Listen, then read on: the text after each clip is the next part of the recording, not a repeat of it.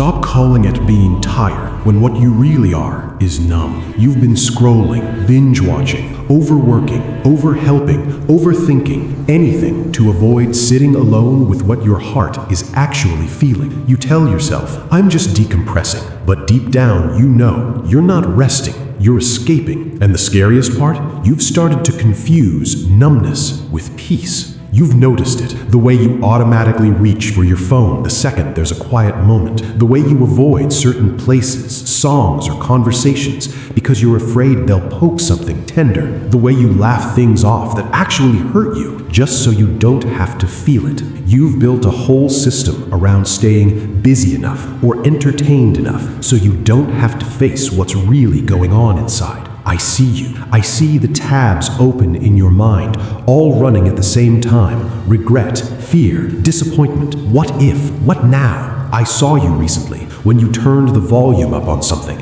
music, a show, a podcast, because the silence felt too loud. You're not weak. You're not crazy. You're protecting yourself the only way you know how, by shutting down. Type amen if you've ever chosen distraction over dealing with what hurts. There's a prophet in scripture named Elijah. One moment, he's on a mountaintop calling down fire from heaven, watching God move in undeniable power. The next moment, he's running for his life, burnt out, empty, and terrified. He ends up under a broom tree, praying what many of us have prayed in our darkest moments. I've had enough. I can't do this anymore. God doesn't lecture him. He doesn't say, Elijah, where's your faith? Instead, he lets Elijah sleep. Then he sends an angel, not with a servant, but with food and water. Eat, rest. This journey is too much for you. Elijah does. But even after rest and food, he's still not okay. He travels to a cave and hides. That's his version of numbing out.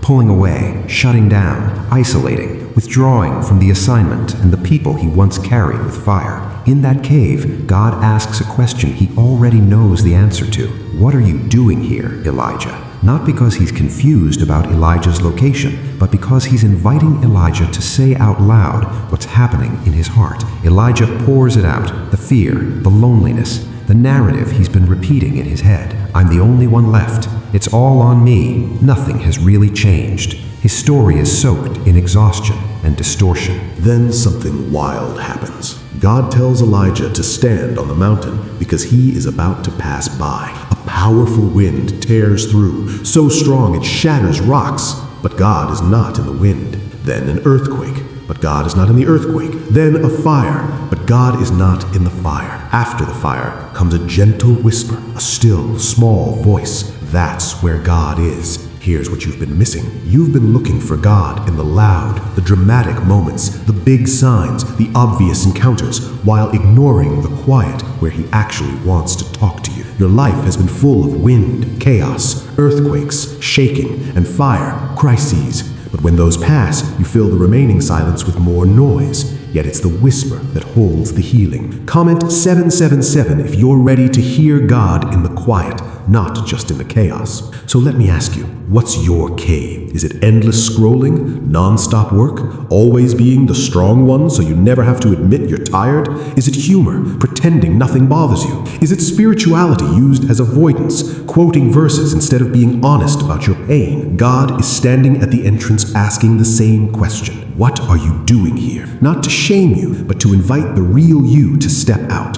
You've been trying to survive by numbing. God is trying to heal by meeting you in the place you keep running from. Within the next 14 days, you're going to have a moment where your usual escape is right in front of you. A show, a feed, a late-night spiral, a busy task you don't really need to do, and something inside will whisper, "Don't run this time." That's your Elijah moment. The choice isn't between being strong or weak. It's between numbing out and actually being met by God where you are. Here's your action. For the next 14 days, give God the first 10 minutes before you escape. Not an hour, not a marathon devotion. 10 minutes. Before you scroll, before you binge, before you bury yourself in work, pause, sit in the quiet. You can journal, pray, or just say, God, I don't even know what to say, but I'm here. The goal is not to be impressive. The goal is to be honest. Type Amen if you're willing to let God meet you before the distraction. Elijah's story doesn't end in the cave. After the whisper, God gives him clarity and next steps. He reminds Elijah that he is not alone, that there are thousands of others who have not bowed to what he fears. He also connects him to new relationships and assignments.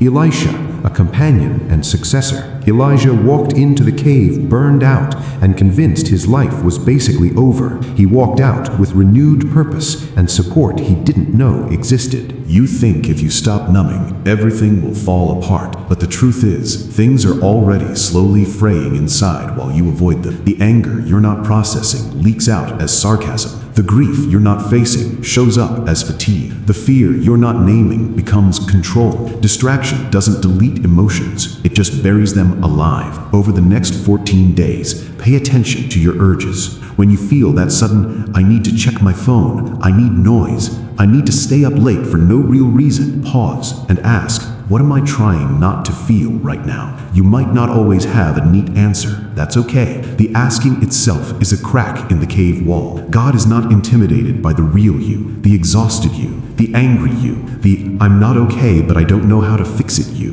When Elijah poured out his distorted narrative, God didn't say, how dare you? He corrected gently, gave truth, and then gave help. The whisper didn't crush Elijah. It recentered him. Your heart doesn't need another layer of noise. It needs a safe encounter with the one who already knows every buried thought. The gentle voice that came after the wind, earthquake, and fire is still speaking, not shouting over your distractions, but waiting in the places you've been afraid to sit in. The next 14 days are not about becoming hyper-spiritual or never resting with a show or a scroll again. They're about interrupting the automatic pattern of escape long enough to let God into the conversation. 10 minutes before you numb. 10 minutes of honesty before you hide. 10 minutes where you say, here's where I really am. You may be surprised by what starts to shift. The urge to escape may lessen. The silence may not feel as hostile. Tears you've been holding back may finally fall, and instead of drowning you, they might wash something clean. Your mind may begin to feel a little less crowded, your chest a little less tight.